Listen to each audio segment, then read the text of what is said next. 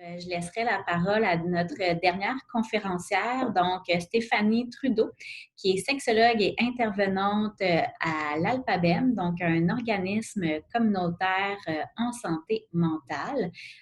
Donc, Stéphanie va venir nous parler de stress et d'anxiété.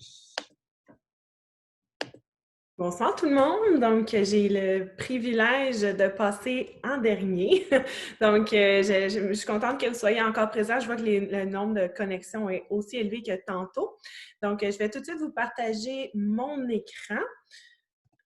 Ça sera pas long, moi aussi j'ai des petites difficultés. Donc, je vais vous parler de stress et d'anxiété chez le jeune. Donc, comment est-ce qu'on peut soutenir notre jeune quand justement, en toutes les transitions qu'il va vivre, que ce soit au niveau des pressions sociales, les exigences scolaires, c'est possible que le stress et l'anxiété soient présents. Donc, on va brièvement regarder comment est-ce qu'on peut accompagner le jeune, comment on peut reconnaître aussi les symptômes de stress et d'anxiété.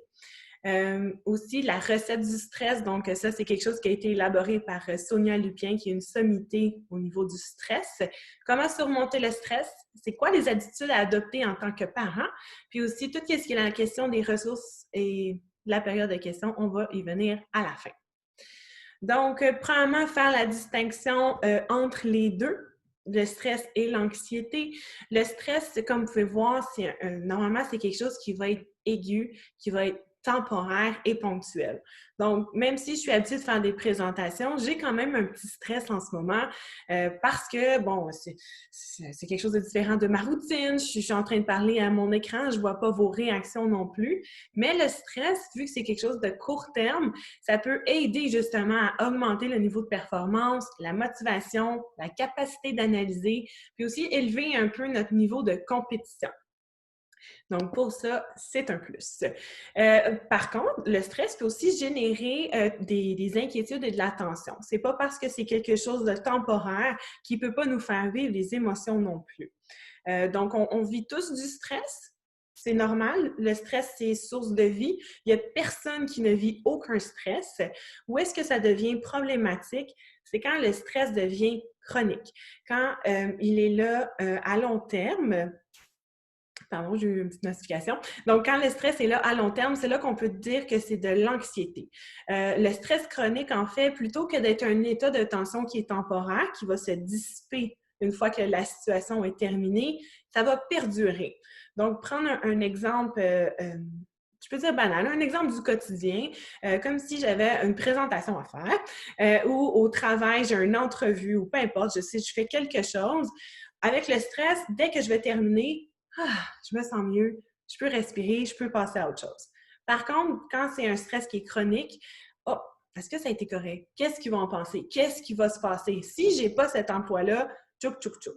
Donc, en tant qu'adulte, on peut vivre des stress, mais les adolescents aussi vont en vivre. On va voir un petit peu plus tard que leur stress au niveau de l'entrée au secondaire, c'est un petit peu différent.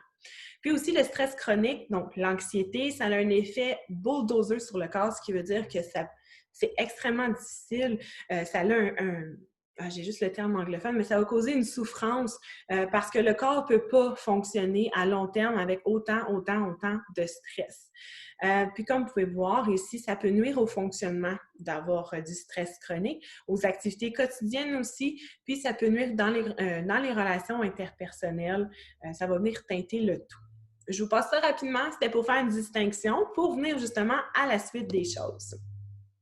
Quand je vous parlais qu'il y a une recette du stress, c'est Sonia Lupien et j'ai oublié de l'écrire dans ma diapositive, je m'en excuse. Donc, pour en fait, avant d'en arriver à essayer de contrer le stress ou de le gérer, c'est important de savoir qu'est-ce qui le cause, puis aussi de le reconnaître. Donc, qu'est-ce qui peut causer le stress? En fait, c'est ces 4 critères-là. Donc, premièrement, on va se ressentir du stress quand on a une impression de ne pas avoir ou d'avoir peu de contrôle sur une situation. Donc, dans la situation actuelle, on ne sait pas trop ça va être quoi les balises de sécurité à l'école. Ça a été annoncé, mais ça reste quand même qu'on a peu de contrôle là-dessus. Le seul contrôle qu'on a réellement, c'est sur nous. Qu'est-ce qui se passe à la maison? Tout le reste, on n'a pas beaucoup de contrôle. Un autre balise, ça peut être l'imprévisibilité. Donc, qu'est-ce qui cause du stress? C'est de ne pas savoir qu'est-ce qui va se passer. Donc, quelque chose d'inattendu peut se produire, quelque chose qui est impossible à prédire non plus. Donc, encore une fois, dans l'exemple du retour à l'école, ça serait, est-ce que si un jeune a des symptômes, qu'est-ce qu'on fait avec sa classe? Est-ce que tout le monde est en quarantaine? Si oui, qu'est-ce qu'il y a avec les enfants? Le service de garde, le travail. Oups, beaucoup d'imprévisibilité, ça peut faire augmenter le niveau de stress. Le troisième, quand c'est l'impression de nouveauté. Il va se passer quelque chose de nouveau qu'on n'a jamais vécu. Donc, évidemment, l'entrée au secondaire, c'est nouveau. Donc, on a beau avoir peut-être eu déjà des enfants qui sont passés par là, nous-mêmes en tant que parents. Quand on a notre plus jeune ou un de nos enfants qui y rentre, c'est stressant, c'est nouveau. Comment il va s'adapter? Est-ce qu'il va réussir adéquatement? Moi, en tant que parent, comment je peux l'accompagner là-dedans aussi? Donc, la nouveauté, c'est un autre facteur de stress. Le quatrième, et non le moindre, qui peut causer le stress, c'est sentir que notre ego est menacé. Donc, ce que ça veut dire ici, c'est qu'on sent que nos compétences, nos habiletés, nos capacités sont mises à l'épreuve. On a l'impression peut-être qu'on ne sera pas suffisant. C'est comme si on avait un doute. Est-ce que je vais être capable d'y arriver? Et ce qu'on doit savoir de cette recette du stress, c'est que c'est extrêmement personnel à chaque personne. Donc, ce que moi, je considère stressant, peut-être que vous ne considérez pas ça stressant et vice-versa. Donc, chaque personne chaque personne, pour chaque situation, vit un niveau de stress différent. Donc, pour être capable de contrer le stress, c'est important de savoir, c'est sur quelle balise, justement, que je peux travailler. Est-ce que c'est le contrôle? Est-ce que c'est l'imprévisibilité, la nouveauté? Est-ce que c'est mon ego qui est menacé? Est-ce que c'est mes compétences? Donc, on va voir ça juste un petit peu plus tard. Mais souvenez-vous, on appelle ça le CINE. Comme vous pouvez voir, là, les 4 lettres, C-I-N-E. Donc, c'est un acronyme pour s'en souvenir le plus facilement possible. Donc, maintenant qu'on sait qu'est-ce qui peut causer le stress et l'anxiété, on va essayer de reconnaître, en fait, les manifestations de l'anxiété. Donc, vous voyez ici au tableau que l'anxiété, mais il y a 3 composantes il y a 3 composantes à l'anxiété. Désolée, je perds mes mots aussi. Donc, premièrement, comme on peut voir en haut, il y a des pensées. Il y a des pensées, il y a des sensations physiques et des comportements. Comme on voit ici, les composantes vont s'influencer. Donc, souvent, un stress ou une anxiété va débuter dans les pensées. Donc, on a quelque chose qui nous traverse l'esprit, puis ça nous chicote, ça nous cause du stress. Donc, qu'est-ce qui arrive? On peut anticiper le pire, on peut surestimer des probabilités, on peut imaginer des conséquences aussi, on peut avoir des pensées qui sont irréalistes, même irrationnelles, donc totalement erronées, là, qu'on peut se tromper. Puis aussi, on peut avoir des obsessions, donc des ruminations qui nous reviennent constamment en tête. Donc, une fois qu'on a ces pensées-là qui sont envahissantes, qui sont obsessives, bien, et quand on ne se sent pas bien, je ne sais pas pour vous, mais souvent, physiquement, ça peut aussi créer des sensations physiques désagréables. Donc, on parle ici que le rythme cardiaque peut être augmenté. Donc, le cœur, il bat extrêmement vite. On a le souffle court, la respiration n'est pas satisfaisante. Ça se peut qu'on ait des palpitations au cœur, un mal de cœur aussi, des nausées, une transpiration abondante, une tension musculaire. Donc, on va sentir là, qu'on a comme de l'électricité dans le corps. On peut avoir aussi des maux de tête et puis aussi l'envie d'uriner fréquemment. Donc, c'est une façon que notre corps essaie de nous dire « Oh, il y a du stress, ça va pas, il faut faire quelque chose. » Parce que ça peut être difficile des fois de reconnaître la pensée qui nous cause du stress et ça peut être un petit peu plus difficile de l'associer aux symptômes physiques. Mais quand on a les sensations physiques, c'est un indicateur qu'il y a quelque chose qui se passe. Ensuite de ça, si on a des pensées qui causent du stress, on ressent les sensations physiques, les deux en même temps, ça peut justement nous amener à développer certains comportements pour essayer de pallier à ce stress-là. Un des principaux qui est utilisé par les jeunes, c'est l'évitement. Les jeunes, en fait plusieurs personnes, mais l'évitement, essayer de comme, non, ça n'existe pas, je vois pas ça. Donc ça, c'est une des plus nocives. Parce que ça a été démontré que plus on évite un stresseur, plus ça va augmenter. Pire, ça va être. Donc, exemple banal, c'est comme si j'avais peur de prendre l'ascenseur. Donc, je ne prendrai pas l'ascenseur, ça me fait peur, c'est pas bon, il y a déjà eu des accidents. Donc, je vais prendre les marches. Je prends les marches, je suis super contente. Ah, une chance que je n'ai pas pris l'ascenseur. Imagine s'il était arrivé quelque chose. Donc, je suis en train de renforcer l'évitement aussi. Donc, c'est là que ça peut devenir un petit peu plus problématique quand c'est l'évitement, le premier comportement qu'on a, parce que jamais, jamais, jamais, on va s'exposer au stress, puis le stress va augmenter. Donc, s'il y a d'autres comportements qui peuvent exprimer un stress ou une anxiété, pleurer, faire des crises, être explosif, ça peut être aussi faire de la fuite, ça peut être d'aller chercher de la réassurance. Donc, on a toujours besoin que les autres viennent nous valider. C'est correct, tu as bien fait ça. Ça peut être du mutisme aussi. Donc, il y a certaines personnes, quand ils sont anxieux, ils ne parlent plus. Ça peut être de l'hypervigilance, donc de tout le temps être en alerte aux aguets de qu'est-ce qui va se passer.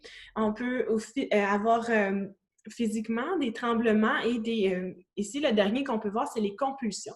Les compulsions sont liées aux pensées obsessives. Donc, parfois, on a des pensées, ah, si je ne fais pas ça, ça va arriver. Donc, c'est là que ça devient un autre cercle qui tourne. Donc, une fois qu'on sait qu'est-ce qui cause le stress, on sait comment reconnaître les manifestations. Maintenant, bien, comment surmonter tout ça? C'est ça qui est le plus facile à expliquer, le plus difficile à faire. Je vous le dis tout de suite. Donc, comme vous pouvez voir, juste un petit rappel, quand le contrôle est faible, qu'on sent que c'est imprévisible, que c'est la nouveauté et que notre ego est menacé, le stress peut être élevé. Donc, évidemment, simplement dit, comment surmonter ça? C'est d'augmenter notre sentiment de contrôle. Donc, sur quoi j'ai du pouvoir d'agir? Dans cette situation-là, qu'est-ce que je peux réellement faire pour contrôler la situation? Ensuite de ça, essayer de diminuer le plus possible l'imprévisibilité. Est-ce que c'est d'aller m'informer? Est-ce que c'est de discuter avec d'autres personnes? Est-ce que c'est faire des lectures? Peu importe qu'est-ce qu'il y en ait, mais c'est d'essayer le plus possible de diminuer la sensation et l'impression qu'on ne sait pas ce qui va se passer. Autre chose, diminuer l'impression de nouveauté. Ça, c'est un petit peu dur à faire. Hein? C'est comme si je vous disais, faites tout ce que vous pouvez pour être sûr que si ça vous arrive, vous allez être préparé. Mais l'impression de nouveauté aussi, ça va beaucoup avec la confiance personnelle. Donc, oh non, j'ai confiance en mes compétences, en mes capacités. Je sais que je vais être capable d'affronter des nouveautés, des nouvelles choses. J'ai des outils, j'ai la résilience, ça peut m'aider. Et puis, ça va avec aussi le dernier, diminuer l'impression d'ego menacé. Quand justement, on a confiance en soi, confiance dans notre réseau, dans les ressources qu'on a, bien, on se sent beaucoup plus apte et compétent à affronter l'inconnu. Parce que c'est ça finalement. Le stress et l'anxiété, c'est de l'inconnu. On ne sait pas, donc c'est de se préparer à l'inconnu du mieux qu'on peut, puis de renforcer les compétences qu'on a déjà. Ici, attitude à adopter avec votre jeune qui souffre de stress et d'anxiété. Je vais vous les résumer rapidement, hein, on a peu de temps, mais la chose la plus importante, ça serait de vraiment valoriser l'autonomie de votre jeune et sa capacité d'être responsable. Ça a été discuté dans la première présentation, mais ça parlait beaucoup de faire confiance, le gros bon sens, utiliser une bonne communication. Ça revient toujours un petit peu au même. Hein? La qualité des relations humaines vont être déterminantes pour beaucoup de choses. Donc, quand votre jeune est stressé ou anxieux, bien, qu'est-ce qu'il faut faire en fait? C'est essayer de le rassurer sans le surprotéger. Ça, je sais que c'est extrêmement difficile. C'est difficile de voir notre petit oiseau tomber peut-être du nid. On veut empêcher que notre enfant soit blessé, ait de la peine, ait mal, vive un stress ou peu importe. Donc, on va essayer de le protéger le plus possible. Mais en créant trop de protection, c'est là qu'on va l'amener à éviter parce qu'on va le faire à sa place. Donc, rassurez votre jeune sans le surprotéger. Valoriser ses succès et ses réussites aussi. Donc, ça va aider à augmenter sa confiance et son autonomie. Ne pas choisir pour lui. L'aider à explorer ses propres solutions. Vous serez surpris de voir comment des fois les jeunes peuvent être extrêmement créatifs pour trouver des solutions, même des fois pour les conséquences. Peut-être que Sylvie, Sonia pourront me confirmer ça, mais les jeunes peuvent être très, très, très créatifs. ça peut être intéressant de les écouter. C'est pas parce qu'on les écoute qu'on va nécessairement faire tout qu'est-ce qu'eux suggèrent, mais ça leur laisse un espace aussi où est-ce qu'ils semblent qu'ils sont en contrôle de la situation. Encouragez-la à vivre des situations stressantes. Ça revient au dernier, encourager à ne pas éviter. Donc, d'amener votre jeune dans une situation qui est active dans sa vie, dans ses choix, qui va affronter ses peurs, ben c'est là que ça va être intéressant. C'est sûr que tout ce qui est la question actuelle avec la pandémie, le retour à l'école, vous voulez rassurant pour vos jeunes. Vous aussi, ça se fait que vous soyez anxieux. Donc, une autre chose peut-être à être vigilant, c'est est-ce que mon stress en tant qu'adulte vient teinter mon jeune? Est-ce que c'est mon stress que je projette sur lui ou il y a son propre stress à lui? Et aussi, une chose que je n'ai pas écrite, mais qui est extrêmement importante, faites attention de ne pas invalider le stress de votre jeune. Comme je disais avec la recette tantôt, c'est une perception... c'est toujours une question de perception, la sensation de stress. Donc, si quelqu'un, mon jeune, me dit « Ah, je suis stressée parce que je ne sais pas si je vais être capable d'ouvrir mon cadenas, je ne sais pas si je vais être capable de trouver ma classe, est-ce que je vais retrouver mes amis dans l'école? » Si on fait juste dire « Ah, faites-en pas, là, il y a des journées d'orientation, puis ça va avoir toute l'information, mais tu ne stresses pas avec ça. » Ou même le fameux « Ah, tout le monde vit ça. » Oui, c'est des conseils qui peuvent être intéressants, sauf qu'on vient beaucoup invalider. Puis quand on parle qu'on veut une belle relation, bien ça vient un petit peu teinter la relation. Donc, respecter le rythme, ça a déjà été dit. Avoir une bonne communication, ça a été dit. Ça, c'est des compétences que vous avez peut-être déjà. Ça suffit de les renforcer. Un jeune qui est stressé et qui est anxieux, il n'est pas complètement différent des autres. C'était juste qu'il y a une tension un peu différente. Il a seulement besoin d'être entendu, d'être reconnu, d'avoir un espace où il sent qu'il peut en parler. Puis aussi, justement, parlant d'espace pour pouvoir en parler, voici certaines ressources. Donc, premièrement, quand est-ce qu'on va consulter? Quand est-ce qu'on considère que le stress de mon jeune s'est rendu de l'anxiété puis que c'est problématique? Bien, dès que vous voyez que le bien-être de la famille ou du jeune est affecté. Donc, à l'âge que vos jeunes ont en ce moment, vous avez encore le luxe de pouvoir les amener voir un professionnel. Donc, allez-y, n'hésitez pas si vous voyez qu'il y a déjà des difficultés. Je sais que parfois, ça peut être difficile en tant que parent d'assumer que « Ah, j'aimerais ça, moi, être la seule personne qui est capable d'aider mon enfant. » Oui, c'est difficile, sauf que les jeunes, quand ils reçoivent de l'aide, ils peuvent vraiment s'épanouir. Donc, on n'hésite pas quand on voit qu'il y a ça. Et pas trop attendre, hein? Le monde des jeunes évolue extrêmement rapidement. Je pense que vous le voyez, vous les côtoyez au quotidien. Donc, y allez dès que vous pouvez. Quelles ressources contacter? Vous voyez ici le logo de As-tu mon numéro? C'est une application qui se retrouve sur Android, mais aussi un site Internet qui est complet, qui a toutes les ressources lavalloises, qui sont classées par catégorie. Donc, il y a une catégorie santé mentale et dépendance. Donc, vous pourrez aller voir pour voir quelles ressources que vous pouvez contacter. Évidemment, mon ado secondaire, il y a un site Internet aussi qui a certaines ressources et de l'information. Vous pouvez appeler le 211 et le 811. Ça aussi, ils peuvent vous guider. Comment faire une demande? Ça, je ne vais pas y aller en détail. Info sociale, 811, option 2. Vous pouvez demander de l'aide pour votre jeune, puis aussi via le médecin de famille. Donc, je vois le temps qui file. Ici, il y a une liste des ressources qu'on pourra laisser d'une façon ou d'une autre. Mais il y a plusieurs livres qui sont à votre disposition aussi. C'est recommandé pour certains jeunes. Je sais qu'on parlait du temps d'écran, etc. Mais des fois, il y a des applications qui sont très aidantes. Là. Je pense au petit bambou là, pour aider à la méditation, à la respiration pleine conscience. Donc, des fois, on peut avoir recours à certains outils pour aider notre jeune, même si c'est à travers des écrans. Et puis, pour vous laisser, ma conclusion, en fait, c'est cette citation-là qui vient de Alvin Toffler. Le changement n'est pas seulement nécessaire à la vie, il est la vie. Et par conséquent, vivre c'est s'adapter. Donc, tout ça pour vous dire que c'est important de faire face au stress, de vivre des changements parce que c'est ça qui nous fait avancer. C'est ce qui fait qu'on évolue, qu'on développe des compétences, qu'on peut être encore plus enrichi. Donc, moi, je vous invite à foncer puis de laisser vos jeunes aussi expérimenter. Sylvie l'a dit un petit peu plus tôt, 75% d'eux savent qu'ils peuvent compter sur vous. Donc, ayez confiance en vous et en votre jeune. Donc, merci tout le monde!